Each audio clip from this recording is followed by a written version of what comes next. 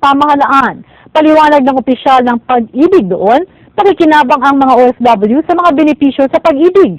Alamin kung paano sa Balitang Middle East ni Florante Catano.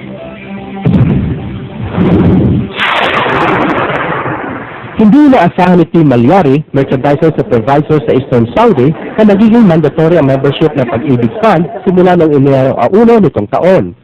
Mula kasi lang siya ay makapagtrabaho sa Pilipinas at hanggang maging isang OFW na mahigit 9 na taon, hindi pa naging miyembro ng Pag-ibig si Malyari. Pero wala siya nakitang masama sa pagpapatupad ng Republic Act No. 9679 o ang Home Development Mutual Fund Law of 2009 na kilala sa tawag na Pag-ibig Fund na inatrubahan ni Pangulong Arroyo noong July 21, 2009. Sabor po ako sa naging division ng Pag-ibig Fund na maging mandatory ito dahil alam ko na malaki po ang may tutulong ito sa ating mga Pilipino, lalong-lalo na sa ating bilang mga OFW workers sa ibang bansa.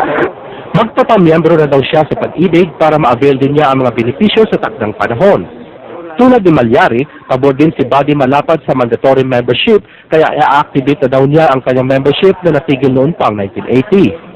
It's high time for me to continue the membership and make use of the loan for the benefit of my family. Pero para sa ibang OFWs, hindi makatarungan ang mandatory membership dahil pasakit lang ito sa kanila. Mas maganda po, optional lang at hindi napilitan. Dahil ito po ay isa pang dagdag pasakit o pabigat sa ating mga kababayang OFW na nagpapakahirap maghahanap buhay dito sa ibang bansa. Mahigpit po nitong tinututulan ng Grupo Migrante Eastern Saudi Chapter dahil nangangamba silang magamit ang pondo sa eleksyon. Malinaw lamang na ang intensyon ng ating ng Administrasyong Arroyo dahil malapit na ang eleksyon, baka maaaring magamit na naman ang pera ng Pag-ibig sa election campaign nila ng kanilang mga kandidato.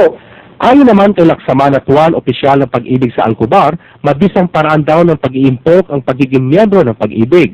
Ang Pag-ibig Fund ay naging mandatory coverage sa mga OFWs upang sila ay magkaroon ng oportunidad na makapag-impok sa mababang halaga.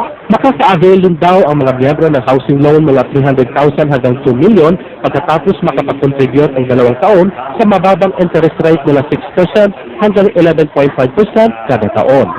Nagbabalita sa Middle East, Florante Catano, Alcobar, Saudi Arabia.